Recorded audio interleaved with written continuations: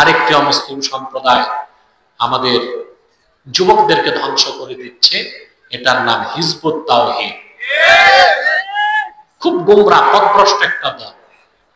এরা বলে দাজ্জাল বলতে কিছু নাই, আমেরিকাই দাজ্জাল। তো আমেরিকানে সারাদিন গালি করে খুশি হবে, তো দাজ্জাল নেই এটা বলো কেন? এটা কেন বলে জানেন? দাজ্জালকে হত্যা করতে ঈসা ইবনে মারিয়াম আকাশ থেকে নামবেন, জানেন না? ঈসা নবী না, ঈসা নামবেন, ঈসা ইবনে মারিয়াম। নবী পরিচয় না, উম্মত পরিচয়। তিনি দাজ্জালকে হত্যা করবেন। তো ঈসা ইবনে মারিয়াম তিনি যে আকাশ থেকে নামবেন, এটা অস্বীকার করা কুফরি। এটা তো বলতে পারে না, বলে দাজ্জালই তো নাই, তার মানে ঈসা নামার দরকার কি? এটা হচ্ছে তাদের অপকৌশল। তারপর তারা বলে নামাজ হচ্ছে ট্রেনিং, ওযু থাকলেও হবে, ওযু ছাড়াও হবে। তারা বলে বোরখা হেজাব এগুলো কোরআন হাদিসে নাই, মৌলবীদের আবিষ্কার। বোরখাকে বলে বাক্স। এবং তারা ফ্রি মিক্সিং, লিভ টুগেদার, বিবাহ বহির্ভূত সম্পর্ককে অবৈধ মনে করে। এগুলো কি বেঈমান ছাড়া আর কিছু হতে পারে? এই হিজবুত তাওহীদ আমাদের যুবকদেরকে ডেসপারেট করে দিচ্ছে, তাদের ব্যাপারে সাবধান থাকতে হবে। আরেকটা মুসলিম সম্প্রদায় আমাদের স্বাধীনতায় হাত দিতে চাচ্ছে, এটা হচ্ছে খ্রিস্টান মিশনারি।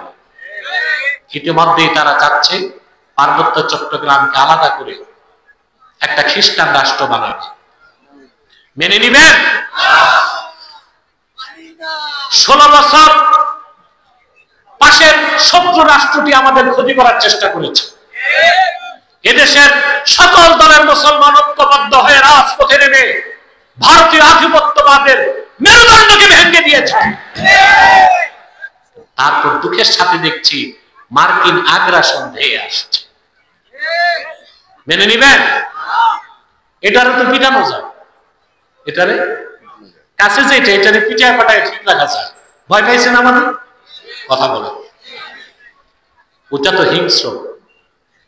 সারা দুনিয়ায় যত জায়গায় রক্তপাত হচ্ছে, জেনোসাইড হচ্ছে, তার পিছনে আমেরিকার হাত আছে। তাদের মাস্টার প্ল্যান হচ্ছে। এই যে বলেন নির্বাচন দেরি করতে চায় কারা? আমার কথার সাথে রাজনীতিবিদরা প্রথমে একমত হয় না, 2 মাস 4 মাস পরে একমত হয়। জায়গায় জায়গায় আগুন লাগতেছে, কথা বলে কেন? দ্বিতীয় হচ্ছে যারা একসাথে সবাই মিলে রাজপথে আন্দোলন করবে, এদের মধ্যে এখন ত্রিমুখী লড়াই চলছে, এটাও দেখতেছেন। এর মানে হচ্ছে নির্বাচনকে পিছাবে। আর এই সব কিছুর পিছনে মাস্টার মাইন্ড হিসেবে কাজ করছে স্টেট ডিপার্টমেন্ট আমেরিকা। তাদের উদ্দেশ্য হচ্ছে বাংলাদেশকে একটি প্যারালাইজড স্টেটে পরিণত করা। এখানে সামরিক শাসন আসুক, তারপরে গৃহযুদ্ধ হোক, মুসলমান নিজেরা নিজেদেরকে মারবে কাটবে, এক সময় তারা এসে দেশটাকে কবজা করবে। কারণ তাদের সুদূর প্রসারী চিন্তা হচ্ছে বাংলাদেশের পার্বত্য চট্টগ্রাম, ভারতের মিজোরাম, বার্মার আরাকান, এই 3টা স্টেট নিয়ে একটা খ্রিস্টান রাষ্ট্র বানাবে। খাতায় কলমে খ্রিস্টান রাষ্ট্র চালাবে ইহুদিরা। চিন্তা করছেন মুসলমান, ফিলিস্তিনের পাশে ইসরায়েল, 70 বছর ফিলিস্তিনের মুসলমান রক্তই দিয়ে চলছে। আমাদের পাশে যদি একটা খ্রিস্টান রাষ্ট্র হয়, যুগের পর যুগ রক্ত দিয়ে যেতে হবে। সেজন্য বলি মার্কিন আগ্রাসনকে মেনে নেওয়া হবে না। বাংলাদেশের স্বাধীনতাকে আগ্রাসন মুক্ত রাখতে প্রয়োজনে দেশের মুসলমান আরেকটা বিপ্লবের ডাক দিবে। বাংলাদেশ খ্রিস্টান মিশনারির দিকে নজর দিতে হবে, ওদের সমস্ত কাজকর্মকে ক্লাস করে দিতে হবে। বাংলাদেশ রাজি আছেন? আল্লাহ আমাদেরকে কবুল করুন, আল্লাহ আমাদেরকে মঞ্জুর করুন, বলুন আল্লাহুম্মা আমিন। আহারে, এত রাতে আবার প্রশ্ন নিয়ে আসছো। ঠিক আছে, আমি সংক্ষেপ উত্তর দিয়ে দিচ্ছি, আপনারা উঠাউঠি করতে পারবেন না। 11 বার ইস্তেগফার করেন, 1 বার সূরা ফাতিহা পড়ুন, 3 বার সূরা ইখলাস পড়ুন। আল্লাহ করিম।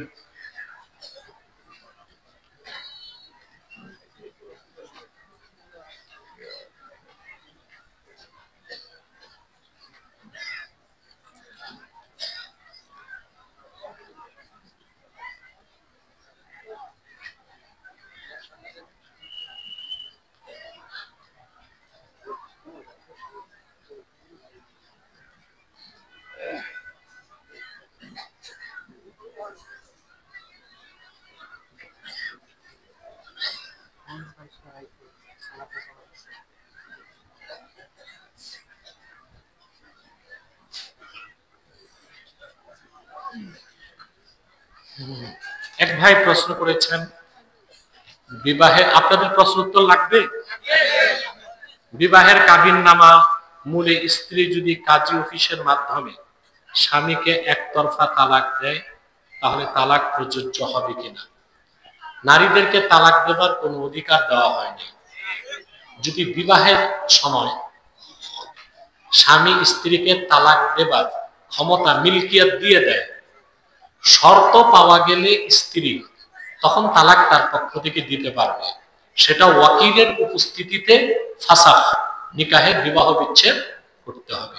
স্বামীকে না জানায় শর্তগুলো পাওয়া গেল না, সামান্য মনোমালিন্যের কারণে স্ত্রী তালাকনামা পাঠিয়ে দিলে সেটা তালাক বলে গণ্য হবে না।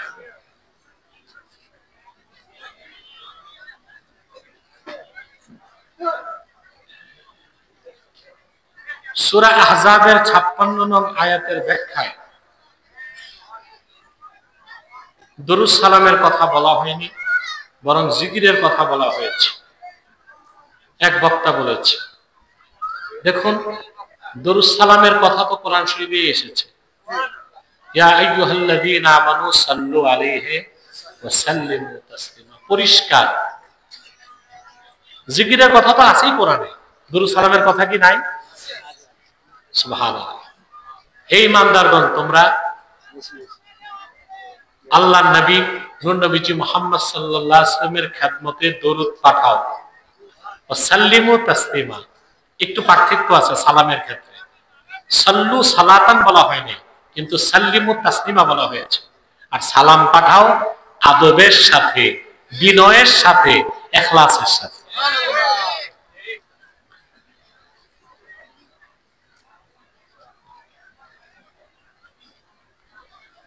গতকাল এই মাহফিলের দ্বিতীয় বক্তা বলেছে নবীজি সাল্লাল্লাহু আলাইহি ওয়াসাল্লামকে নূরে মুজাসসাম বলা যাবে না। এই সম্পর্কে তার জ্ঞান নাই, পড়াশোনার অভাব আছে। আমি বলবো আরো পড়াশোনা করতে। নূরে মুজাসসাম বলা হয় কেন আল্লাহর হাবিবকে? আল্লাহর হাবিবের মাথার তালু থেকে পায়ের তালু পর্যন্ত পুরাটাই নূর ছিল। এটা তো অসংখ্য সহিহ হাদিস দিয়ে প্রমাণিত। যেমন একটা হাদিস শুনেন, বুখারী সহ 10 জন রওয়ায়াত করছেন। কয়জন? ওয়ানিল ইরবাজ ইবনে সারিয়াহ রাদিয়াল্লাহু তাআলা আনহু قال سمعت رسول الله صلى الله عليه وسلم يقول إني عبد الله وخاتم النبيين وإن آدم لمنجدل في طينته। ইরবাজ বিন সারিয়া বলেন, এটা পাবেন দালাইলুন নবুওয়াত প্রথম খণ্ড 76 পৃষ্ঠায়। ইরবাজ বিন সারিয়া বলেন, আমি আল্লাহ রাসূলের নূরের জবান থেকে নিজের 2 কানে শুনছি। তিনি বলেছেন, আমি মুহাম্মদ আল্লাহর বান্দা সর্বশেষ নবী তখন থেকে আদমের দেহ যখন ধুলায় গড়াগড়ি খাচ্ছিল। এই হাদিসেরই শেষ লাইনে এসেছে, ওয়া ইন্না উম্মা রাসূলিল্লাহি সাল্লাল্লাহু আলাইহি সাল্লাম রাআত হিনা ওয়াদাআতহু নূরান আদাআত লাহু কুসুরুশ শাম। আল্লাহর হাবিব নবীজি মুহাম্মদ সাল্লাল্লাহু আলাইহি সাল্লাম যখন আম্মা জান মা আমেনার নূরময় রেহেম থেকে মক্কাতুল মুকাররমায় তাশরিফ নিয়ে এসেছেন, মা আমেনা স্বচক্ষে দেখেছেন একটা নূর বের হয়েছে, যে নূরের আলোতে শাম দেশের প্রাসাদগুলো উজ্জ্বল হয়ে গেছে। বুখারী শরীফের 2য় খণ্ডের হাদিস। আনাস বিন মালিক রাদিয়াল্লাহু তাআলা আনহু বলেন, আমি দেখি রাসূলুল্লাহ সাল্লাল্লাহু আলাইহি ওয়াসাল্লাম দোয়াতে হাত তুলেছেন, হাত্তা রাআইতু বায়াদা ইবতাইহি, আমি তখন দেখলাম রাসূলুল্লাহর 2 বগল থেকে নূর চমকাচ্ছে। শামাইল তিরমিজি 14 নম্বর হাদিস। সাহাবী বলেন, ইজা তাকাল্লামা রুইয়াকান নূর ইয়াখরুজু মিন বাইনি সানায়া। রাসূলুল্লাহ সাল্লাল্লাহু আলাইহি ওয়াসাল্লাম যখন কথা বলতেন বেহেশতি হাসি হাসতেন, যখন বেহেশতি হাসি হাসতেন রাসূলুল্লাহর 2 দাঁতের ফাঁক থেকে নূর বেরিয়ে যেত। মুসান্নাফ ইবনে আব্দুর রাজ্জাক, মুসান্নাফ আব্দুর রাজ্জাকের মধ্যে এসেছে সহিহ সনদে আব্দুল্লাহ বিন আব্বাস থেকে বর্ণিত। তিনি বলেন, আব্দুল্লাহ বিন আব্বাস বর্ণনা করছেন, আব্দুর রাজ্জাক তার মুসান্নাফে জুজুল মাহফুজে হাদিসটি এনেছেন সহিহ সনদে। লাম ইয়াকুন লিরাসূলিল্লাহি সাল্লাল্লাহু আলাইহি ওয়াসাল্লাম জিল্লুন, রাসূলুল্লাহ সাল্লাল্লাহু আলাইহি ওয়াসাল্লামের কোনো ছায়া ছিল না। ওয়ালাম ইয়াকুম মা'a শামসিন কাত্তু ইল্লা গালাবা দাউহু দাউআশ শামস ওয়ালাম ইয়াকুম মা'a সিরাজিন কাত্তু ইল্লা গালাবা দাউহু দাউআস সিরাজ। রাসূলুল্লাহ সাল্লাল্লাহু আলাইহি ওয়াসাল্লামের কোনো ছায়া ছিল না, কারণ রাসূলুল্লাহ সাল্লাল্লাহু আলাইহি ওয়াসাল্লামের পুরা জিসিমটাই ছিল নূর। এজন্য আল্লাহর হাবিব নূর নবীজি মুহাম্মদ সাল্লাল্লাহু আলাইহি ওয়াসাল্লামকে আমরা বলি নূরে মুজাসসাম। বাকি হাদিসে এসেছে রাসূলুল্লাহ সাল্লাল্লাহু আলাইহি ওয়াসাল্লাম সূর্যের আলোতে দাঁড়ালে সূর্যের আলোর উপর রাসূলুল্লাহর জিসিমের নূর প্রভাব বিস্তার করত। প্রদীপের সামনে তিনি দাঁড়ালে প্রদীপের আলোর উপর রাসূলুল্লাহর নূর প্রভাব বিস্তার করত। তো বাবা, বক্তা হওয়া সহজ, পড়াশোনা তো করতে হবে। তবে আমরা আহলুস সুন্নাহ ওয়াল জামাত বলি যে আল্লাহর হাবিব নবীজি মুহাম্মদ সাল্লাল্লাহু আলাইহি ওয়াসাল্লামের নূরকে আল্লাহ তাআলা সর্বপ্রথম সৃষ্টি করেছেন। আল্লাহর হাবিব মুহাম্মদ সাল্লাল্লাহু আলাইহি ওয়াসাল্লামের নূরকে আল্লাহ সৃষ্টি করেছেন আরশে আজিম সৃষ্টির আগে। এবং আল্লাহর হাবিবের নূরকে আমরা বলি খালকি নূর। খালেক হচ্ছেন আল্লাহ, জাতি নূর বলবো না, কারণ লাম ইয়ালিদ ওয়া লাম ইউলাদ ওয়া লাম ইয়াকুল লাহু কুফুয়ান আহাদ। সাফ আকীদা, এখানে কোন ইশকালের প্রশ্ন আসে না। এই ব্যাপারে জি জনপুর ফুরফুরার এটাই আকীদা। মাওলানা আশরাফ আলী থানভী রাহমাতুল্লাহর একটা কিতাব পড়বেন। আমি যে হাদিসগুলো রিওয়ায়াত করছি, হাদিসের এই কিতাবগুলো নাও পেতে পারেন, আর যদি ভালো আলেম হন পাবেন। আশরাফ আলী থানভী রাহমাতুল্লাহ একটা কিতাব লিখছেন নাশরুত্তিব ফি যিকরিন নবিয়্যিল হাবিব সাল্লাল্লাহু আলাইহি ওয়াসাল্লাম।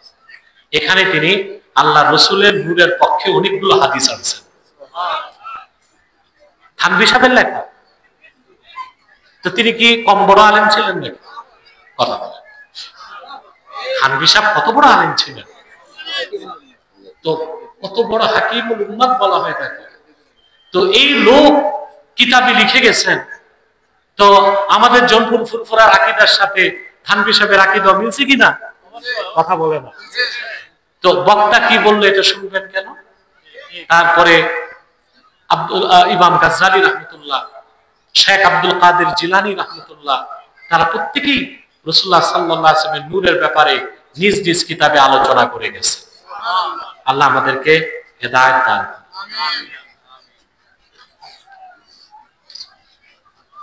আরেকটা প্রশ্ন, কোন এক পীর বলেছে যারা ঈদে মিলাদুন নবী সাল্লাল্লাহু আলাইহি ওয়াসাল্লামের র্যালিতে অংশগ্রহণ করবে না তারা বাতিল 72 ফিরকার অন্তর্ভুক্ত না। এটা ভুল বলছে এবং চরম বাড়াবাড়ির মূলক কথা বলছে। আমরা ঈদে মিলাদুন নবী সাল্লাল্লাহু আলাইহি ওয়াসাল্লাম স্মরণে মাহফিল করি, কিন্তু র্যালি বা জুলুস বের করতেই হবে এরকম কোনো আবশ্যকতা নাই। সেটা শরীয়তের দৃষ্টিকোণ থেকে যেভাবে আপনি করবেন, শরীয়তের সীমার বাইরে না যে, সেটাই সওয়াব ও ইবাদত বলে গণ্য হবে। যেমন ঈদে মিলাদুন নবী সাল্লাল্লাহু আলাইহি ওয়াসাল্লামের স্মরণে নামাজ পড়া, সদকা করা, ওয়াজ মাহফিল করা, সিরাতুন নবী সাল্লাল্লাহু আলাইহি ওয়াসাল্লাম ব্যানারে বা মিলাদুন নবী সাল্লাল্লাহু আলাইহি ওয়াসাল্লাম ব্যানারে, তারপরে ওয়াজ নসিহত করে শানে রাসালাতের আলোচনা করা, হামদনাদ করা, তাবারুক বিতরণ করে খাস মুনাজাত করা, এটা মাহফিলে ঈদে মিলাদুন নবী সাল্লাল্লাহু আলাইহি ওয়াসাল্লাম এভাবে পালন করবেন। আলা টপকার মুস্তাহাব বলে গণ্য হবে। তো কোন মুস্তাহাব বিষয় তার উপর চাপিয়ে দেওয়াটা যায় না। কথা বুঝতে পারছেন? আসুন আমরা মুনাজাতের আগে একটু সালাত ও সালাম করি, তারপর মুনাজাত করি, যেন আল্লাহ আমাদের দোয়া কবুল করে। আরে এখন ব্যাগ পাঠাবা, মানুষ বিরক্ত হয়ে গেছে। ব্যাগ যাও, যাও ব্যাগ নিয়ে যাও, ব্যাগ নিয়ে যাও। কারা কারা ব্যাগ নিয়ে যাবে? ব্যাগ নিয়ে আবার বাড়ি যায়ও না, স্টেজে এসো। কারণ ও তো তাওরিয়া করতে পারে যে আমার ব্যাগ দিতে বলছে, টাকা তুলতে বলছে, দিতে তো বলে না। এইটাই তো আপনাদের মুনাফিকি প্রমাণ পাওয়া গেল। আরে দেন আর না দেন, মুনাজাত তো করে যাবেন বাবা। ব্যাগটা যাচ্ছে, আমরা 1 মিনিট জিকির করে সালাত সালাম করে মুনাজাত করব। মুহাব্বতে লা ইলাহা ইল্লাল্লাহ, লা ইলাহা ইল্লাল্লাহ, সুবহানাল্লাহ,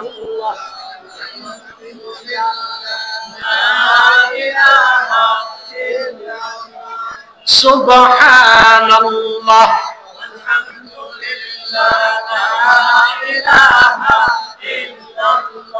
হাসবি রাব্বি জাল্লাল্লাহ,